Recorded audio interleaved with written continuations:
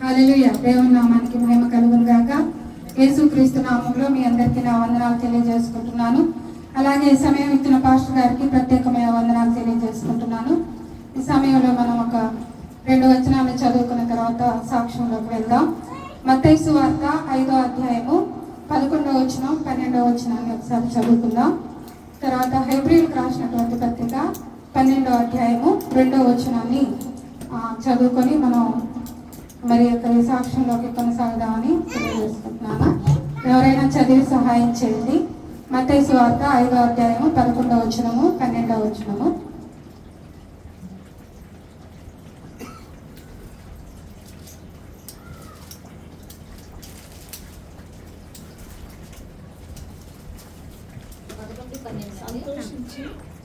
సంతోషించి ఆనందించుడి. 11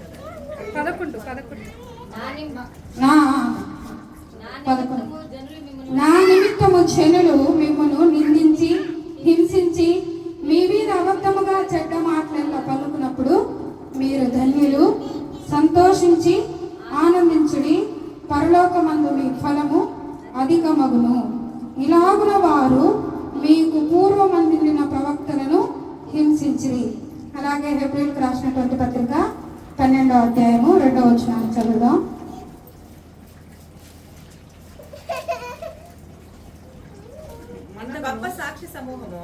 ఇంత గొప్ప సాక్షి సమూహము మేఘము వలె మనల్ని ఆవరించి ఉన్నందున మనము కూడా ప్రతి భారమును సులువుగా చిక్కులబెట్టు పాపమును విడిచిపెట్టి విశ్వాసమునకు కర్తయు దాన్ని కొనసాగించు వాడినైనా యేసు వైపు చూచుచు మన ఎదుట ఉంచబడిన పందెములో ఓపికతో పరిగెత్తుతూ.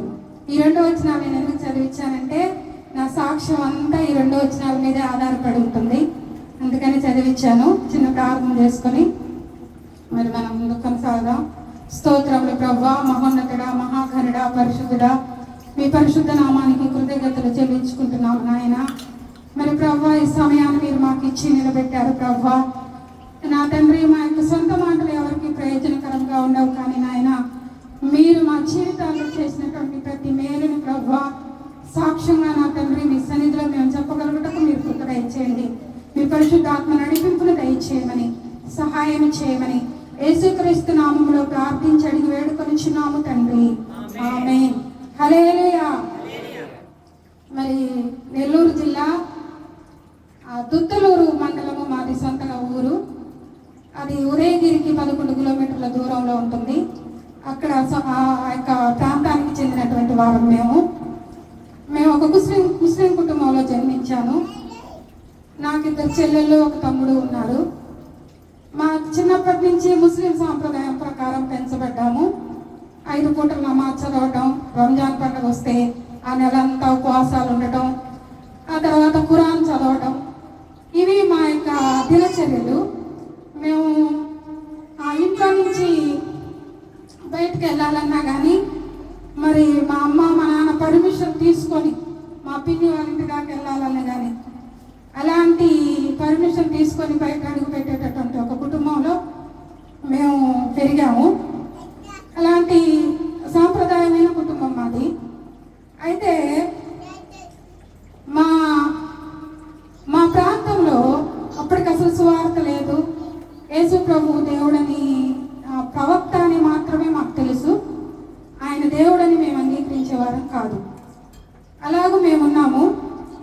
అయితే మా ఊరు నుంచి కొంతమంది ముస్లిమ్స్ బెంగళూరు పోయి స్థిరపడ్డారు కొంతకాలము. అక్కడ వారు ఒక కుటుంబం, ముస్లిం కుటుంబం రక్షింపబడింది. ఆమెకి హెల్త్ ప్రాబ్లం అయితే ఆమె మరణించింది అనుకున్నటువంటి ఆమెకి దేవుడు వెలుగు కనిపించి మరలా ఆమెకి శ్వాస ఆడటం ప్రారంభమైంది. ఆ తర్వాత వారు ఒక ఆపరేషన్ చేశారు ఆమెకి గొంతులో. అది ఆమె మాట్లాడుతున్నా ఇక్కడి నుంచి ఒక గాలి అనేది వస్తూ ఉండేది. అలాగూ వారు యేసు ప్రభుని అంగీకరించి మరి వాళ్ళు మరలా మా ఊరికి వచ్చారు. బెంగళూరులో రక్షింపబడ్డారు వాళ్ళు. మా ఊరికి వచ్చిన తర్వాత వాళ్ళు అలాగే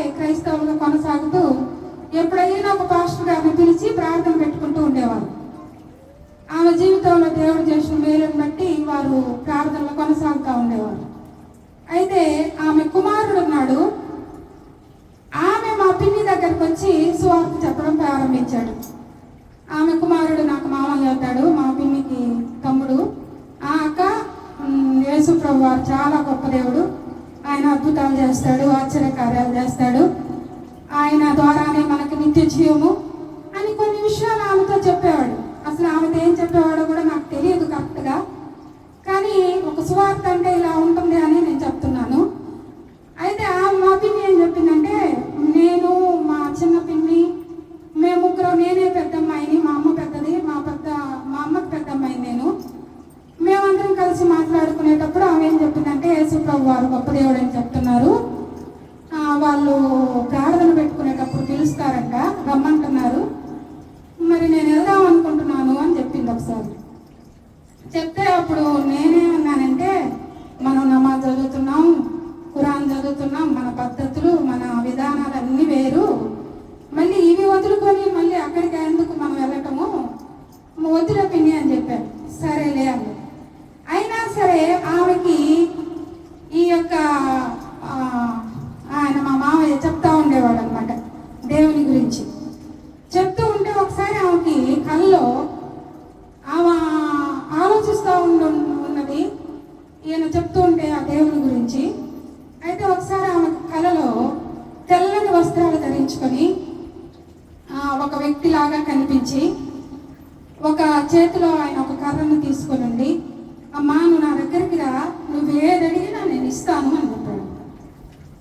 ఇంకా ఆమెకి యేసు ప్రభువే నన్ను పిలిచాడు, ఆయన దగ్గరికి వెళ్తే నేను ఏది అడిగినా ఇస్తానని వాగ్దానం చేస్తున్నాడు అని ఆమెకు అర్థమైపోయి మాకు చెప్పింది. మరి ఆయన నన్ను పిలిచాడు, నేను వెళ్తానంటే సరే వెళ్ళు పిన్ని అన్నాం.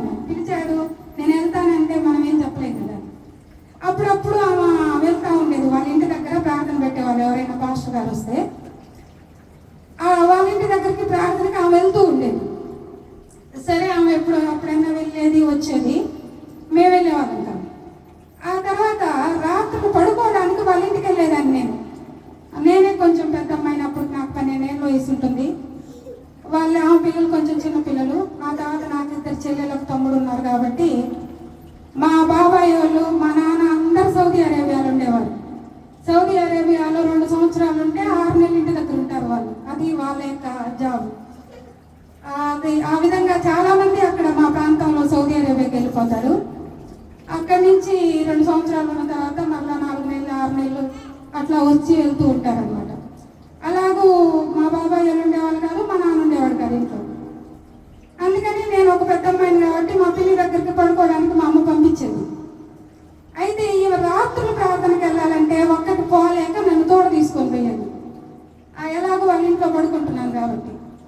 ఇంకా రాత్రులు ఆమె అలాగూ తోడుకొని నన్ను తీసుకొని వెళ్తే, నేను అలాగూ దేవుని సన్నిధికి వెళ్ళిన తర్వాత దేవుని ప్రేమ చేత నేను ఎంతగా ఆకర్షింపబడ్డానంటే అది నేను చెప్పలేను, వర్ణించడానికి కూడా నాకు చేత కాదు.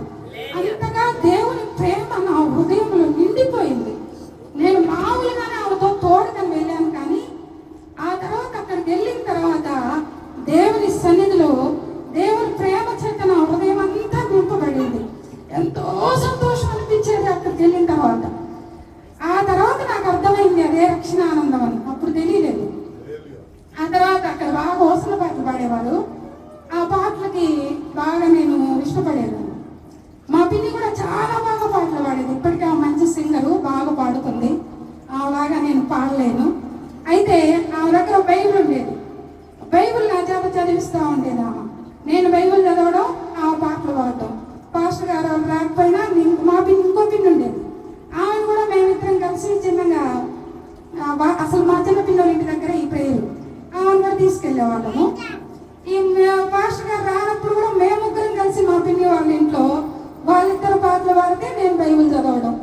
అప్పటి నుంచే బైబిల్లో నుంచి ఈ విషయాలు వాళ్ళిద్దరికి చెప్తా ఉండేదాన్ని నేను. ఆ తర్వాత ఇలాగూ మేము కొనసాగుతూ ఉన్నాము. బాగా దేవుడు అంటే ఇష్టం అయిపోయింది మా ముగ్గురికి కూడా. మేము ముగ్గురం కూడా బాగా ఆత్మీయంగా బలపడుతూ ఉన్నాము. మంచి పరిశుద్ధాత్మ నడిపింపు అవన్నీ బాగుండేవి మాకు. అయితే ఇలాంటి పరిస్థితుల్లో మా అమ్మకి అర్థమైపోయింది. మా అమ్మకి ఎట్లా అర్థమైందంటే, రాత్రులు అయితే అర్థమయ్యేది కాదు. ఒకరోజు ఆదివారం ప్రార్థన పెడితే వాళ్ళతో నేను కూడా వెళ్ళిపోయాను. వాళ్ళతో నేను వెళ్ళిన తర్వాత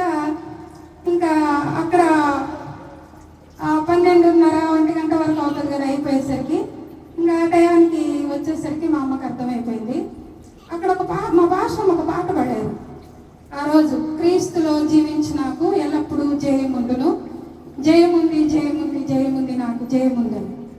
ఆ పాట నాకు ఇంటికి వచ్చిన తర్వాత కూడా చెవులు అలాగే వినపడతానే ఉంది. క్రీస్తులో జీవించి నాకు ఎల్లప్పుడూ జయముందని అదే మాట నా చెవుల్లో, నా హృదయంలో, మరి నా అణువులోకి అదే పాట అలాగే అనిపిస్తూ ఉంది.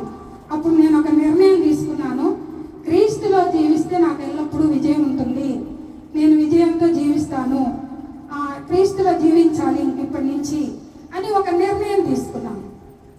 అలా నిర్ణయం తీసుకున్న తర్వాత ఇంకా మా అమ్మకి తెలిసిపోయింది కదా నేను వాళ్ళతో, మా పిన్ని వాళ్ళతో చర్చి వరకు వెళ్తున్నానని. మా పిన్ని వెళ్తుందని ఆమెకు కొంచెం తెలుసు కానీ అంతగా పట్టించుకోలేదు. అంటే నన్ను తీసుకుపోతుంది అని ఆమె అనుకోలేదు. ఆ తర్వాత ఇంకా మా అమ్మ ఏం చేసిందంటే కట్టుబడి చేసింది నన్ను. మా పిన్ని వాళ్ళ ఇంటికి పంపించేది కాదు, ఆమెను మా ఇంటికి రానిచ్చేది కాదు, ఇంకా భయంకరంగా తిట్టేది. అది ప్రవక్త, ఆయన దేవుడు కాదు, మీరు ఆయన్ని మరి పూజించాలంటున్నారు, అది తప్పు, అది చేయకూడదు మనము అని చాలా తిట్టేది. ఎప్పుడైనా పాస్టర్ కనిపించిన వాళ్ళని కూడా భయంకరంగా తిట్టేది.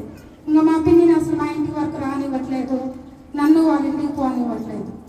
అలాగూ కట్టడి చేసేసింది. బాగా తిట్టేది, కొట్టేది, అవసరమైతే ఇలా చేస్తూ ఉండేది.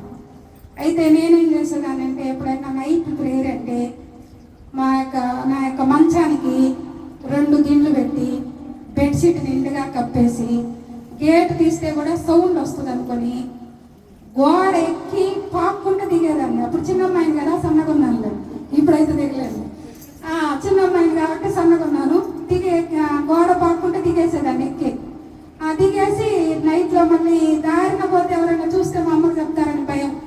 చెట్టుల్లో, కంపల్లో అసలు ఎట్లా దాటుకుంటూ వెళ్ళేదాన్ని ఇప్పటికీ నాకు ఆశ్చర్యం. అలాగూ వెళ్ళిపోయేదాన్ని అక్కడికి. సుమారు 1 కిలోమీటర్ దూరం ఉంటుంది. ఆ నైట్లో ప్రేయర్ అంటే, ఆల్ నైట్ ప్రేయర్ అంటే ఆ విధంగా చేసేదాన్ని నేను. అక్కడ పోయి అక్కడ 1 గంటన్నర కూర్చున్న తర్వాత మళ్ళీ మా అమ్మ లేస్తే చూస్తుంది అనుకొని మళ్ళీ నేను రోడ్లో రాను, ఆ యొక్క చెట్టలో నుంచే రావాలి.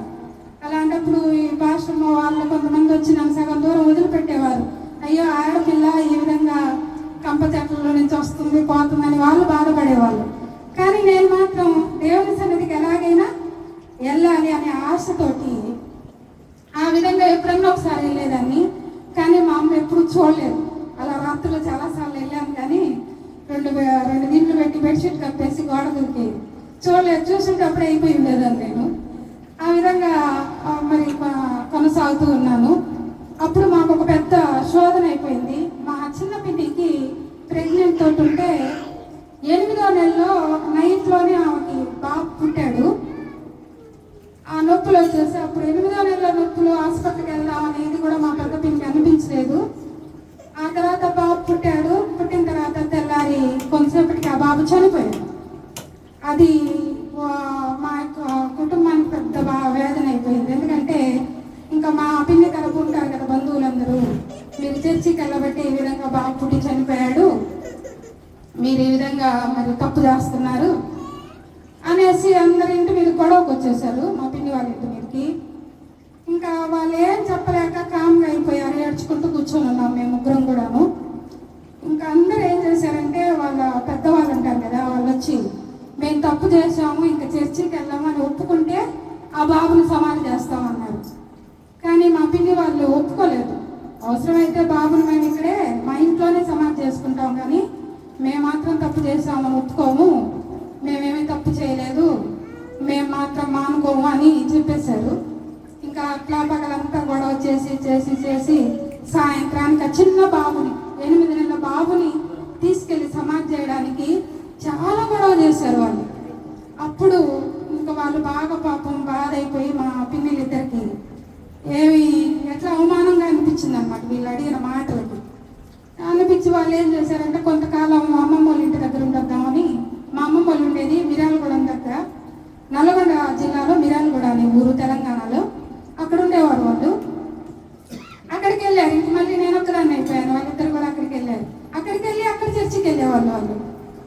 ఇంకా నేను ఇక్కడ ఒక్కదాన్ని అయిపోయాను, మా అమ్మ నన్ను పంపించదు. అయితే మా బంధువులు ఇంకొక ఆమె రక్షింపబడింది, కాజం పెదమ్మ అని. వాళ్ళు బోరింగ్ దగ్గరగా ఉంటుంది.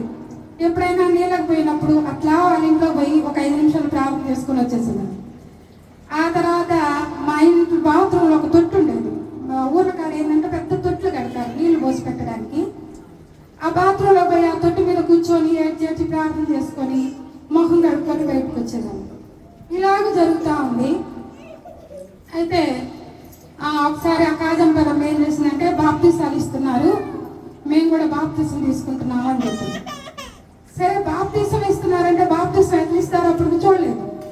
సరే బాప్తీసం ఎట్లా ఇస్తారో చూద్దాము, వాళ్ళు బాప్తీసం తీసుకుంటున్నారంట అని నేనేం చేశానంటే వాళ్ళు ఫస్ట్ ఎప్పుడు వెళ్ళారో నాకు తెలియదు. అక్కడ వాక్యము పాటలు అవన్నీ అయిపోయిన తర్వాత నీళ్ళ దగ్గరికి వెళ్ళి బాప్తీసం తీసుకునేటప్పుడు చూద్దామని పోయాను నేను. అక్కడికి పోయిన తర్వాత అక్కడ పాస్టర్ గారు వాళ్ళకి ఏం చెప్తున్నారంటే, ఈ రోజు నుంచి మీరు నిత్య జీవానికి వారసులు, మీరేం చేయబడ్డారు, ఇక్కడ ఈ శరీర సంబంధంగా సమాధి చేయబడ్డారు, మీ పాపాలు క్షమించబడ్డాయి, మీరు పరలోక రాజ్యానికి వారసులు అని చెప్తుంటే ఈ మాట విన్నాను నేను. విన్న తర్వాత వాళ్ళకి బాప్తీసాలు ఇచ్చారు. ఇచ్చిన తర్వాత మా పాస్టర్ గారి దగ్గరికి వెళ్ళి నేనేం చెప్పానంటే, నాకు కూడా బాప్తీసం ఇవ్వండి, నేను కూడా బాప్తీసం తీసుకుంటానని చెప్పాను. ఆయన అన్నాడు, మీ అమ్మ మొదలే భలే కోపంగా ఉంది, ఇంకా నీకు బాప్తీసం ఇస్తే ఇక్కడ ఎవరో ఒకళ్ళు పోయి చెప్తారు, మా అమ్మాయికి ఎందుకు బాప్తీసం ఇచ్చావు అని అడిగితే నేనేం సమాధానం చెప్పలేనమ్మా, వద్దు అందరికీ వీళ్ళందరి ముందు నేను ఇయ్యలేను అని చెప్పాడు. సరేలే అని వస్తూ ఉన్నాను నేను. వచ్చేటప్పుడు ఏం చెప్పాడంటే, ఎవరికి తెలియకుండా రహస్యంగా రా, మీ అమ్మకి తెలియకుండా ఉండేటట్టు వస్తే బాప్తీసం ఇస్తాము అలాగే అని చెప్పారు. ఎందుకంటే దేవుడు నన్నైనా లెక్క అడుగుతాడు, సిద్ధపడి వచ్చిన అమ్మాయికి బాప్తీసం ఇవ్వలేదు, బాప్తీసం తీసుకుంటానన్న అమ్మాయికి ఇవ్వలేదు అని నన్నైనా లెక్క అడుగుతాడని చెప్పాడు. సరే పాస్టర్ గారు అని చెప్పేసి వచ్చేసాను. వచ్చిన తర్వాత ఇంక నేను వెళ్ళాలంటే మా అమ్మ ఉంటే నన్ను పంపించదు కదా, అలాగే నేను ప్రార్థన చేసుకుంటూ ఉన్నాను. తర్వాత మా అమ్మ ఊరు వెళ్ళింది, మా అమ్మమ్మ ఊరు ఆమె కూడా లేదు, మా పెద్ద చెల్లిని తీసుకొని ఇంకా నేను మా చిన్న చెల్లి మా తమ్ముడు ఉన్నాము. అప్పుడు ఏం చేశానంటే ఒకరోజు వెళ్దామని వాళ్ళకి వంట చేసి పెట్టేశాను. మా చెల్లెలు తమ్ముడు స్కూల్కి వెళ్ళిపోయారు. వెళ్దామని ఎప్పుడు బయటకు వచ్చినా ఎవరో ఒకళ్ళు ఉంటున్నారు, పక్కిళ్ళు. ఇక్కడ ఊర్లో కాదు ఏంటంటే ఎప్పుడు ఇళ్ళ ముందు దారులలో ఉంటారు. వీళ్ళు చూస్తే ఎక్కడికో వెళ్ళానని మళ్ళీ మా అమ్మకి చెప్తారని మళ్ళీ ఇంట్లోకి వెళ్ళిపోతున్నాను. ఈ విధంగా తిరుగుతానే ఉన్నాను, ఇంట్లోకి బయటికి ప్రార్థన చేసుకుంటున్నాను, తిరుగుతున్నాను. సరిగ్గా మధ్యాహ్నం అప్పుడు మబ్బు పట్టేసి చినుకులాగా పడడం ప్రారంభించింది. ఇంకెవ్వరూ బయట లేరు, అందరూ ఇళ్లలోకి వెళ్ళిపోయారు. ఇంకప్పుడు పరిగెత్తుకుంటూ వెళ్ళిపోయాను. వెళ్ళిపోయి నేను బాప్తీసం తీసుకుంటానంటే అప్పుడు మా పాస్టర్ గారు చొక్కా మీద చొక్కా, పాయింట్ మీద పాయింట్ వేసుకొని, మా పాస్టర్ మాకు జత బట్టలు ఇచ్చింది, మార్చుకో మళ్ళీ నీ బట్టలు తడిచిపోతే ఎట్లా అని అవి తీసుకొని ఒక బెడ్షీట్ తీసుకొని, అక్కడ ఒక విశ్వాసి మాత్రమే ఉంది పద్మక్క అని, ఇంకా మేము ముగ్గురం వెళ్ళాము. వెళ్ళిన తర్వాత ఆ విధంగా రహస్యంగా బాప్తీసం ఇచ్చాడు నాకు మా పాస్టర్ గారు. రహస్యంగా బాప్తీసం తీసుకున్నాను, ఇంటికి వచ్చేసాను. నా దగ్గర బైబుల్ లేదు, బల్లారాధన లేదు, కానీ ఎప్పుడు ప్రార్థన ఉండేది నా మనసులో. 24 hours ప్రార్థన చేస్తూనే ఉండేదాన్ని. ఒకే ఒక్క ప్రార్థన, అంత టైం చేసే ప్రార్థన కూడా ఒకటే. అదేం ప్రార్థన అంటే, బైబిల్ పట్టుకొని ధైర్యంగా నేను చర్చికి వెళ్ళే అవకాశం నాకు ఇస్తే ఇంకెప్పుడు నేను ఏమీ అడగను ప్రభా, ఈ ఒక్క మాటే, ఈ ఒక్క మాటే వెళ్ళి నా హృదయంలో ప్రార్థన చేస్తూనే ఉండేదాన్ని. ఎందుకంటే మా అమ్మాయి ఇప్పుడంటే ముస్లిం అయిపోయింది, కానీ అప్పుడు భయంకరంగా ఉండేది తిట్టడం అని. ఒకసారి 3 రోజులు అన్నం కూడా పెట్టలేదు, అలాగూ ఇబ్బంది పెట్టేదన్నమాట. అలా అయితే ఆ తొట్టి మీదే కూర్చొని నేను బైబిల్ పట్టుకొని చర్చికి వెళ్ళే అవకాశం నాకు ఇస్తే ఈ ఊర్లో, ఈ ఇంట్లో నుంచి నేను ఇంకెప్పుడు జీవితంలో ఏమీ అడగను, ఇది అదొకటి చాలు నాకు అని అడిగేదాన్ని. ఇప్పుడైనా నేను ఏదైనా నా కోసం ప్రార్థన చేసేటప్పుడు ఆ మాట నాకు గుర్తొస్తుంది. ఎందుకంటే నేను దేవునితో ఉడంబడిక చేశాను, బైబిల్ పట్టుకొని ధైర్యంగా చర్చికి వెళ్ళే అవకాశం నాకు ఇస్తే ఇంకేం అడగనని చెప్పాను కదా, మళ్ళీ నాకు అది కావాలి ఇది కావాలని నేను ఎందుకు అడుగుతున్నాను, దేవుడు ఏది ఇస్తే అది తీసుకోవాలి నేను అని అనుకుంటూ ఉంటాను. అయితే అలాగూ 3 సంవత్సరాలు చేశానండి ఇదే ప్రార్థన. నేను 3 సంవత్సరాలు చేసిన తర్వాత మా అమ్మతో దేవుడు మాట్లాడాడు. ఆమె ఆయాసంగా ఉంది. అయితే ఆమె పడుకొని ఉంటే అది కళ కూడా కాదు, దర్శనము. ఆకాశానికి మెట్లు కనబడుతూ ఉన్నాయి. ఆ మెట్ల మీద ఒక వ్యక్తి తెల్లని వస్త్రాలు ధరించుకొని నిలబడి, అమ్మా నువ్వు నా దగ్గరికి రా, నేను నిన్ను బాగు చేస్తాను అని పిలుస్తా ఉన్నాను. అప్పుడు ఆమె ఏమనుకుంటుందంటే, మా యొక్క అల్లా నన్ను పిలుస్తున్నాడు. ఆమె అనుకోవడం, మా అల్లా నన్ను పిలుస్తున్నాడు, నన్ను బాగు చేస్తానంటున్నాడు, నేను కొలిచేది ఆయన్నే కదా అని ఆమె అనుకుంటుంది. ఆమె అనుకుంటూ ఉంటే అప్పుడు ఆయన అన్నాడంట, కాదమ్మా, ప్రతిరోజు నువ్వు ఎవరినైతే తిడుతున్నావో ఆ యేసుక్రీస్తును నేనే అన్నాడంట. హల్లెలూయా, స్తోత్రం. నువ్వు ప్రతిరోజు ఎవరినైతే తిడుతున్నావో ఆ యేసుక్రీస్తుని నేనే, నువ్వు నా దగ్గరికి రా, నేను నిన్ను బాగు చేస్తాను అని పిలుస్తూ ఉంటే ఈమె సగం మెట్లు ఎక్కి వెళ్ళిన తర్వాత ఆమెకేమైపోయిందంటే బాగా అయిపోయింది, ఆయాసం ఆగిపోయింది. అలాగా ఆమె ఆరోగ్యం బాగుంది. తర్వాత ఆ దర్శనము కనిపించలేదు. ఆ తర్వాత తెల్లారిన తర్వాత ఆమె ఏం చెప్తుందంటే, నేను కూడా వస్తాను మీ యొక్క ప్రార్థనకి అని చెప్తుంది. అదేంటి ఇన్ని రోజులు భయంకరంగా తిట్టేదాన్ని అంటే, లేదు దేవుడు నాతో రాత్రి మాట్లాడాడు, నన్ను ఈ విధంగా పిలిచాడు అని చెప్పింది. చాలా సంతోషం అయిపోయింది నాకైతే. 1000 వేలుగా బలం వచ్చినట్టు అయిపోయింది. అసలు ఎంత వేస్తున్నానో నాకే తెలియనంత ఎక్కువ సంతోషం అనిపించింది ఆ రోజు. ఆ తర్వాత మా అమ్మ వచ్చేది, మా 2 చెల్లెళ్ళు వచ్చేవాళ్ళు, నేను మా పిన్ని వాళ్ళు అందరం కలిసి ఇంకా వెళ్ళేవాళ్ళు చాలా సంతోషంగా. ఇంకా మేమందరం నమ్ముకున్నాం కాబట్టి మా పాస్టర్ గారు మా ఇళ్ళ దగ్గరికి ఒక ఇల్లు రెండు తీసుకొని వచ్చేసారు. వచ్చేసిన తర్వాత ఇంకా మా వాళ్ళు ఊరుకుంటారా, మా వాళ్ళందరూ ఆయన మీద గొడవ, నువ్వు రాబట్టి వీళ్ళందరినీ మారారు, నువ్వు ఇక్కడ ఉండొద్దు వెళ్ళిపో అని ఆయన మీద గొడవ, ఆయన మీద కేసు పెట్టడం, ఆయన పంపించేసేయండి అని.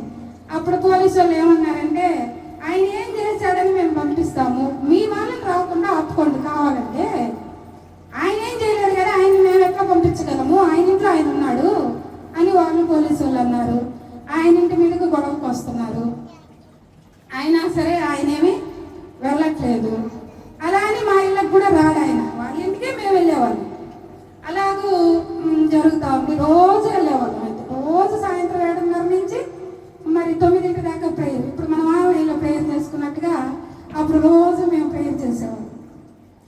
అలాగ జరుగుతూ ఉన్న తర్వాత ఇంకా మమ్మల్ని అందరినీ ఏం చేశారంటే, మా వాళ్ళు అందరూ కలిసి మీరు తప్పు చేస్తున్నారు, మీరు వాళ్ళల్లో కలిసిపోతున్నారు, మేము మిమ్మల్ని వెళ్ళేస్తున్నాం, మా ఇళ్ళకి మీరు రావద్దు, మా యొక్క శుభకార్యాలకు పెళ్ళిళ్ళకి మేము పిలవము, మీ ఇళ్ళకి మేము రాము అని చెప్పారు. చెప్తే మా అమ్మ అన్నది, పర్వాలేదు, మాకు దేవుడు గొప్పవాడు, దేవుడు నాతో మాట్లాడాడు, మీరు పిలవకపోయినా పర్వాలేదు, మీరు రాకపోయినా పర్వాలేదు అని చెప్తే, మీ పిల్లలకు పెళ్ళిళ్ళు కావు, ముస్లిమ్స్ ఎవరు వచ్చి పెళ్లి చేసుకోరు, మీరు వాళ్ళకి ఇచ్చి పెళ్లి చేసుకోవాల్సిందేను అని ఎన్నెన్నో అన్నారు. ఇంకా చెప్పని సఖ్యం కాని మాటలు అవి మనం చెప్పకూడదు దేవుని మందిరంలో. వాటన్నిటినీ మేము లెక్కేసుకోలేదు అసలు. అదే ఇప్పుడు మీకు చదివించాను కదా, నా నిమిత్తం జనులు మిమ్మల్ని నిందించి హింసించి అబద్ధముగా మీ మీద చెడ్డల మాటలెల్లా పలికినప్పుడు మీరు ధన్యులు, సంతోషించి ఆనందించుడి, పరలోకమందు మీ ఫలము అధికమగు. ఆ మాటలు మాకు ఎంతో ఆదరణ కలిగించే.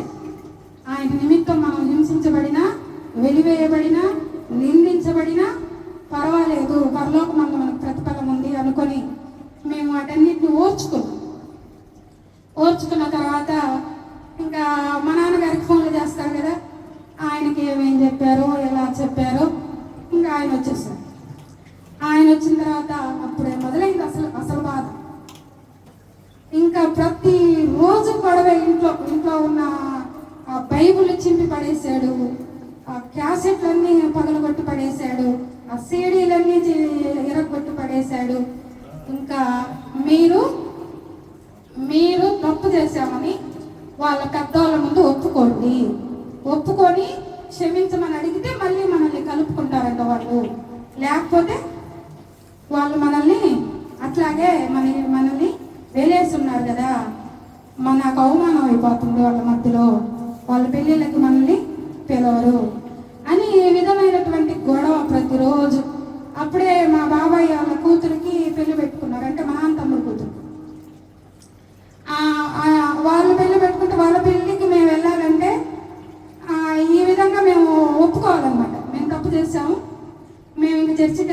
ఒప్పుకుంటేనే మేము వాళ్ళలో కలుసుకుంటాం, లేకపోతే మమ్మల్ని కలుపుకోమని వాళ్ళు అంటున్నారు.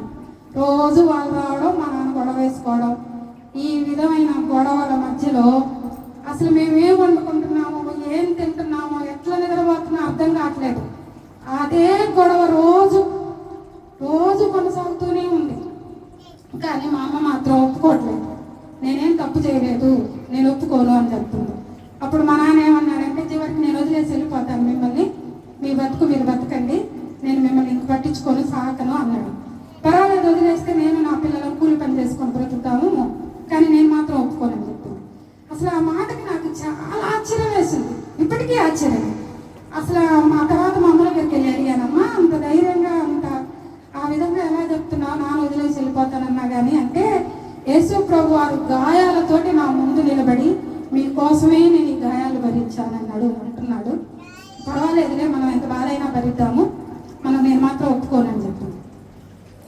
సరే, ఆ మాటకి అప్పుడు నాకు అనిపించింది, ప్రభువా నేను ఎంత ప్రార్థన చేశాను, నేను 24 గంటలు ప్రార్థన చేస్తే నాకెప్పుడు కనిపించట్లేదే నువ్వు, మా అమ్మకు కనపడుతున్నావు అని ఒక వేదన అనిపించింది మనసులో. నాకు కనపడుతున్నావు, నాకు కనపడట్లేదు ప్రభు అని. ఆ తర్వాత అలాగ అనుకుంటున్నాం, అలా గొడవ జరుగుతానే ఉంది. ఆ పెళ్ళికి ఇంక మేము వెళ్ళలేదు, మమ్మల్ని పిలవలేదు వాళ్ళు, మేము కలుసుకోవడానికి మేము ఇష్టపడలేదు కదా. ఇంకా ఆ పెళ్ళికి కూడా మేము వెళ్ళలేదు, వాళ్ళే చేసుకున్నారు. అంత గొడవలు అవుతానే ఉంది, రోజులు జరుగుతూనే ఉన్నాయి. ఇంకా మా నాన్నకి బాగా బాధ అయిపోయింది అందరు చెప్పే మాటలకి, మా అమ్మ ఈ విధంగా మొండికేయటానికి ఆయనకు బాధ అయిపోయి, అసలు దీనందరి కారణం నువ్వు, నీ వల్లే ఇదంతా జరుగుతుంది, నువ్వు ఒక్కదానివే పోకుండా వీళ్ళందరినీ తీసుకొని పోయి పాడు చేసి పెట్టావని నన్ను కొట్టాడు మా నాన్న. సరే కొట్టాడు, తర్వాత నీవే దీనంతటి కారణం అని బాగా కోపడ్డాడు, తిట్టాడు. ఇంకా నేనేం చేశానంటే మా పిన్ని వాళ్ళ ఇంటికి వెళ్ళాను. ఇంకా ఆ తర్వాత మా నాన్న ఇంకే రోజు నాతో మాట్లాడలేదు, అదే కొట్టడం తిట్టడం. అలాగూ ఇంకా మా పిన్ని వాళ్ళ ఇంట్లో కొద్ది రోజులు ఉన్నాను. పిన్ని వాళ్ళ ఇంట్లో కొద్ది రోజులు ఉన్న తర్వాత ఇంకా మా అమ్మని మా చెల్లెల్ని పంపించేవాడు కాదు ప్రార్థనకి. పిన్ని వాళ్ళ ఇంట్లో ఉన్నాను కాబట్టి నేను మాత్రం వెళ్ళేది వాళ్ళతో. ఆ తర్వాత కొద్ది రోజులు ఉన్న తర్వాత మళ్ళీ బాబాయ్ వచ్చిన తర్వాత వాళ్ళు ఏదో అనుకుంటున్నారు. ఒక రోజు ఎందుకో బాబాయ్ ఏదో అంటున్నాడు పిన్నిని, అది కరెక్ట్గా కూడా అర్థం కాలేదు. సరే ఇక్కడ ఉండడం ఆయనకి ఇష్టం లేనప్పుడు అనుకుని మా పాస్టర్ ఇంటికి వెళ్ళిపోయాను. వాళ్ళ ఇంట్లో ఉన్న తర్వాత ఇంకా అప్పుడు ఇంకా బాధ అయింది.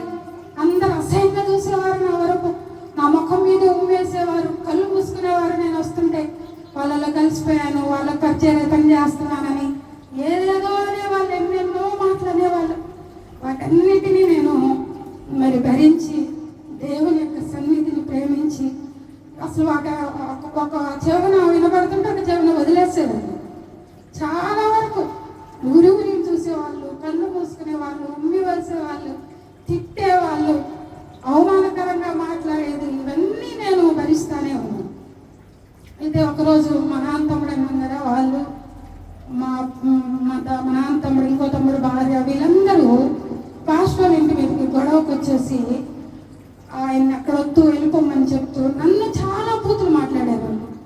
ఆ బూతులు మాట్లాడినప్పుడు ఆ రాత్రి అంతా ఏడ్చాను నేను. ఎందుకు ప్రభా వాళ్ళు ఈ విధంగా నా మీద బూతులు మాట్లాడుతున్నారు, నాకు తెలిసి చిన్న తప్పు పొరపాటు కూడా నేను ఏది చేయట్లేదు, మీరే దేవుడు అనుకుని మేము నమ్ముకున్నాం తప్ప ఈ యొక్క బాధ బలహీనత భరించడమే కష్టంగా ఉంది అనుకుని నాకు ఆ రాత్రి అంతా ఏడ్చాను.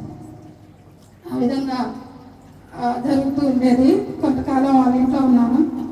ఆ తర్వాత నేనేం చెప్పానంటే, నేను బైబిల్ బాగా నేర్చుకుంటాను, ఎక్కడైనా నేను బైబిల్ నేర్చుకోవడానికి పరిచయం చేయడానికి పంపించండి పాస్టర్ గారని ఆయన అడుగుతా ఉండేదాన్ని.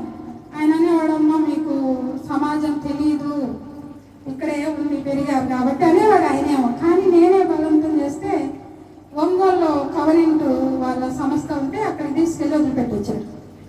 అక్కడికి వెళ్ళిన తర్వాత నాకు అర్థమైంది, ఎందుకంటే మాకు అసలు బయట సమాజం తెలియదు కదా, ఇంట్లోనే ఉండి పెరిగే వాళ్ళము, మనల్ని ఎక్కడికి పంపించరు, మనకు బాధ దిగులు ఇవన్నీ అర్థం కాదు. కాకపోతే మా ఊర్లో దేవుడు నమ్ముకున్నాము కాబట్టి వీళ్ళనే మాటలు తప్ప మాకు తెలియదు.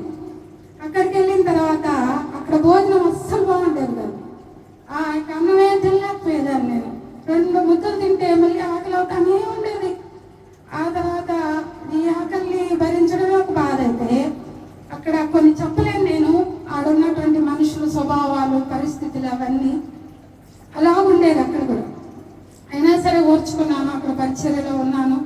మరి ప్రేయర్ టీంలో ఉండేదాన్ని. ఆ తర్వాత స్వార్థ టీంలో ఉన్నాను. అలాగే కొంతకాలం 3 సంవత్సరాల వరకు అక్కడ పరిచర్యలో ఉన్నాను. అయితే ప్రతిరోజు ఒక మాట చదివేదాన్ని అక్కడ నేను. ద్వితీయోపదేశకాండము 8వ అధ్యాయం 3వ వచనం.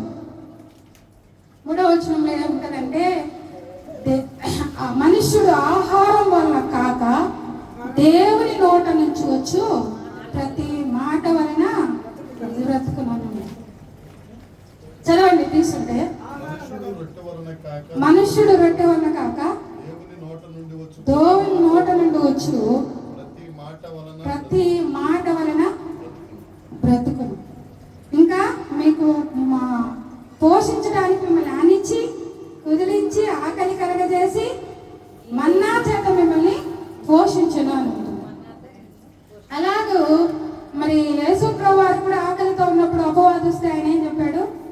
అపవాది వచ్చి ఈ యొక్క రాళ్ళని రొట్టెలుగా చేసుకొని తిను, నువ్వు ఆకలితో ఉన్నావు కదా అంటే ఆయన ఏమని చెప్పాడు? ఈ యొక్క దేవుడు ఆహారం వల్లే కాక దేవుడి నోటి నుంచి వచ్చు ప్రతి మాట వలన బ్రతుకునని. ఈ మాటను ప్రతిరోజు చదివేదాన్ని నేను అక్కడ. ఆ విధంగా మరి పరిచయలో ఉన్న తర్వాత కొంచెం హెల్త్ ప్రాబ్లం వచ్చింది. సరే, హెల్త్ ప్రాబ్లం వచ్చిన తర్వాత ఇంటికి వచ్చాను నేను. ఇంటికి వచ్చిన తర్వాత మా నాన్నకు తెలిసిపోయింది నేను ఇంటికి వచ్చున్నానని. ఆ అమ్మాయి ఇంట్లో ఉంటే నేను రాను అని ఆయన ఫోన్లు చేస్తున్నాడు. సరే వద్దులే ప్రభు అనుకొని మళ్ళీ వాళ్ళ ఇంట్లో మా ఇంట్లో ఉండకుండా వచ్చేసాను. ఇంకా నేను ఒంగోలులో ఉన్నప్పుడు నాకు తెలియకుండా నన్ను పిలవకుండానే మా పెద్ద చెల్లికి పెళ్లి చేశారు. ఆ తర్వాత మా చిన్న చెల్లికి పెళ్ళి. అప్పుడు మా తమ్ముడు వచ్చి నన్ను తీసుకొచ్చాడు, అక్క పెళ్ళి అవుతుంది అని. అప్పుడు తీసుకొచ్చినప్పుడు కూడా భయంకరంగా తిట్టాడు ఆయన, నువ్వెందుకు తీసుకొచ్చావు అని. తిట్టినాక సరేనా ఆ పెళ్ళి ఒక్కరోజు ఉండి ఆ పెళ్ళి చూసేసి తర్వాత మళ్ళీ వెళ్ళిపోయాను నేను. ఈ విధంగా ఉన్న తర్వాత మొన్న ఆదివారం రూతు అని నా ఫ్రెండ్ వచ్చింది కదా, తను నెల్లూరులో ఉండేది ఈ నర్సింగ్ కాలేజీలో. అప్పుడు నన్ను అక్కడికి రమ్మని పిలిచిందామా. పిలిచిన తర్వాత అప్పుడు నెల్లూరు వచ్చాను. నెల్లూరులో భారతీయ నర్సింగ్ కాలేజీలో వార్డెన్గా జాబ్ చేస్తుండేవాను. అక్కడ బాగానే ఉండేది. అక్కడ కొంతకాలం ఉన్న తర్వాత అప్పుడు మా ఆయన వచ్చాడు. మా ఆయన అంటే మా నాన్నకు మేనమామ కొడుకు, మా బంధువులే. ఆయనకు ఒక సమస్య వచ్చి నన్ను ఎత్తుక్కుంటూ వచ్చాడు అనమాట. మా అమ్మాయి ఉండాలి, ఎక్కడో ఉంది, ఆ అమ్మాయిని పెళ్లి చేసుకోవాలని ఆయన ఎత్తుక్కుంటూ వచ్చాడు. సరే, ఆయనకి నేను అక్కడే ఉన్నాను ఏదో పనులు కానీ ఆయనకు తెలియదు. చాలా రోజులు ఎక్కడుందని చూసుకొని తర్వాత ఒక ఫోన్ నెంబర్ కనుక్కొని ఎవరి ద్వారా ఫోన్ చేశాడు ఒకరోజు. చేస్తే నేను చెప్పాను, నేను చర్చికి వెళ్ళేదాన్ని, నాకు సెట్ అవ్వదు, మీరు ఒప్పుకునేవాళ్ళు కాదు. నేను ఎందుకంటే పడి ఉన్నాను కదా. అందులో మా పిన్నికి తమ్ముడే ఆయన సొంతం. మా పిన్ని నన్ను బూతులంతా తిట్టినని చెప్పాను కదా, ఆ పిన్నికి సొంతం తమ్ముడే. అందుకే మీరు ఒప్పుకోరు, నేను అసలు చేసుకోను అని చెప్పేసాను. సరే అని చెప్పిన తర్వాత ఆయన ఒక చోట టైలరింగ్ షాప్లో పనిచేసేవారు. వాళ్ళ మేడం వచ్చింది ఒకరోజు. మేడం వచ్చి బతిలాడింది, అమ్మా మంచోడు, నా మాట విను, నువ్వు బాగుపడతావు అని బతిలాడుతుంది. సరే, నాకు తెలుసు వాళ్ళు మంచోళ్ళని, నేను కాదనట్లేదు. కాకపోతే నేను చర్చికి వెళ్ళడానికి వాళ్ళు రేపు ఇప్పుడు ఒప్పుకున్నా రేపు అభ్యంతరం పెడతారు, అందుకని నేను వద్దనుకుంటున్నానని చెప్పి పంపించేసాను. తర్వాత వాళ్ళ దగ్గర పని చేసే ఒక అమ్మాయి ఉంది. ఆ అమ్మాయి రోజు ఫోన్ చేసేది, 2 రోజులకు ఒకసారి నా దగ్గరకు వచ్చేది. ఆ అన్న మిమ్మల్నే చేసుకుంటానంటున్నాడు, ఇంకెవరైనా ఇస్తామన్నా వద్దంటున్నాడు, మీరు చేసుకోండి, మిమ్మల్ని చర్చికి పంపించడానికి ఆటంకపరచగలరు, మేము చెప్తున్నాం కదా అని చెప్పి ఆ అమ్మాయి వచ్చేది. సరే అనుకొని నేనేం చేశానంటే మా అమ్మకి పోయి చెప్పాను. మా అమ్మ మాట్లాడుతుండేది కదా, మా అమ్మకి మా చెల్లి వాళ్ళకి చెప్పాను. ఏదైనా వాళ్ళు అడుగుతున్నారంటే వాళ్ళు ఏమన్నారంటే, వ్యక్తి మంచివాడే, కాకపోతే ఏమీ లేదు, ఉండడానికి ఇల్లు కూడా లేదు, ఖాళీగా ఉన్నాడు, ఏం చేసుకోవడానికి, పెళ్లి చేసుకుంటే ఎట్లా బతుకుతారు, వద్దంటే వద్దన్నారు వాళ్ళు. ఇంకేం చేయలేను నేను, వాళ్ళు వద్దంటున్నారు, వద్దని చెప్పేసాను. ఆ తర్వాత అయినా కానీ 1 సంవత్సరం రోజులు అలాగూ బతిలాడుతూనే ఉన్నాడు ఆయన. నేను చర్చికి ఆటంకపరచను, ఆ విషయంలోనే కదా నీకు అభ్యంతరము, నేను ఎప్పుడు ఆటంకపరచను, వెళ్ళటానికి నేనేమి ఇబ్బంది పెట్టను అని అంటానే ఉండేవాడు. సరే, అప్పుడు నేనేం చేశానంటే ఈ సంవత్సరం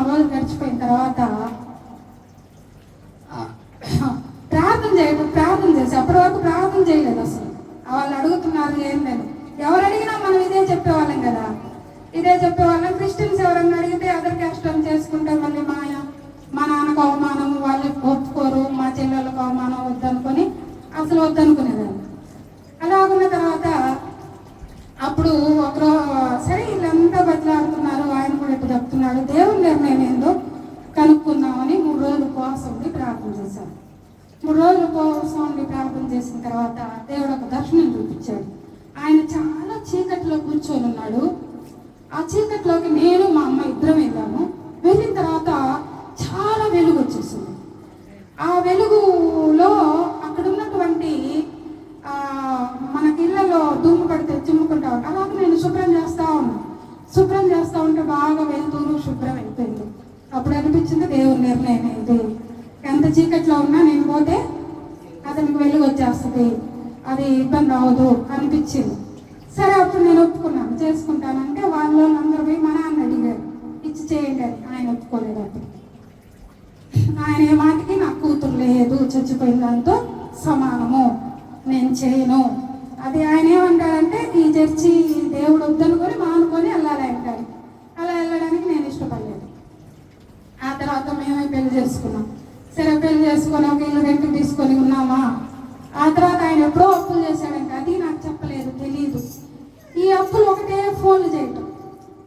అసలు ఏం ప్రభు నేను నిర్ణయం అనుకున్నాను, ఈ అప్పులో లేదు ఇట్లా ఫోన్లు చేస్తున్నారు, వాళ్ళకి అప్పులు ఎట్లా కట్టాలి, మా దగ్గర ఏం లేవు డబ్బులు అని చాలా బాధ అనిపించింది నాకు.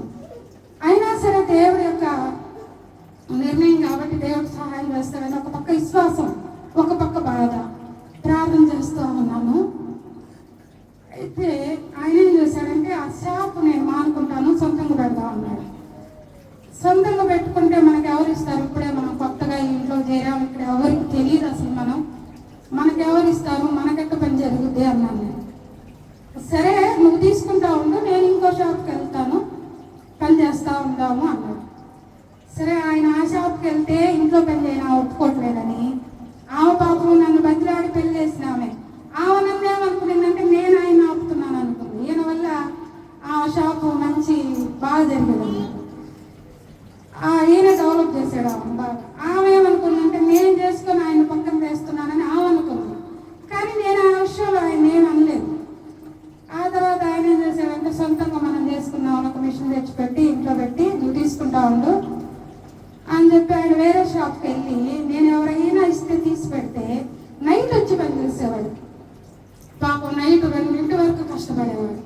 అది చూసి నాకు అది బాధ అనిపించింది. వద్దు 2 కోట్లు కష్టైనా ఉందాం కానీ ఇంత కష్టపడద్దు, 2 గంటల వరకు నిద్ర లేకుండా ఉండొద్దు అని నేను చెప్పాను. నేను ఎలాగో అప్పు తీరుస్తాడు, దేవుడు సహాయం చేస్తాడని చెప్పాను. అయితే ఏం చేయమంటావు అని అడిగాడు.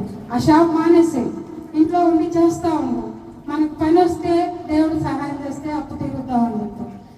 దేవుని దయ వల్ల అసలు మాకు ఎట్లా ఇచ్చారో మేము ఎవరో తెలియదు. మేము అక్కడ కొత్తగా రెంట్కి వచ్చాము. ఎక్కడెక్కడి వాళ్ళు పల్లెటూర్ల నుంచి కూడా వచ్చి ఎవరెవరో మాకు పని ఇచ్చారు. మేము ఆ పని చేసి ఆ అప్పు ఎక్కడ తీరిపోయిందో నాకే అర్థం కాదు. సంవత్సరంలో 3.5 లక్షలు అప్పు తీర్చేసాం. దేవుడు భలే సహాయం చేశాడు. ఆ తర్వాత ఇంకా అలాగూ దేవుని దయ వల్ల మరి ఇంకా అప్పటి నుంచి కొంచెం స్థిరపడుతూ వచ్చాము. ఇంకా గాంధీనగర్లో మేము ఇల్లు కొనాలనుకున్నప్పుడు ఫస్ట్ స్థలం కొనిపెట్టుకుందాం అనుకున్నాం. తర్వాత రేకులు ఇల్లు కొనుక్కుందాం అనుకున్నాం. ఆ రేకుల ఇంటి విషయంలో కూడా ఎక్కడ చూసినా లక్షలు చెప్తున్నారు. ఆ రేకుల ఇంట్లోకి కూడా అంత డబ్బు మా దగ్గర లేదు. సరే దేవుడి నిర్ణయం, దేవుడు ఏదైనా సరే దేవుడు నాకు ఇచ్చింది. నేను సొంతంగా సంపాదించుకునింది, మేము కష్టపడిన దానికంటే కూడా ప్రార్థన చేయడం, దేవుని వైపు చూడటం. అయితే దేవుడు సహాయం చేశాడు. మరి ఒక చిన్న ఇల్లు అయినా అది పిల్లలు చేసిన ఇల్లు. ఆ ఇల్లు విషయంలో కూడా దేవుడు చాలా సహాయం చేశాడు.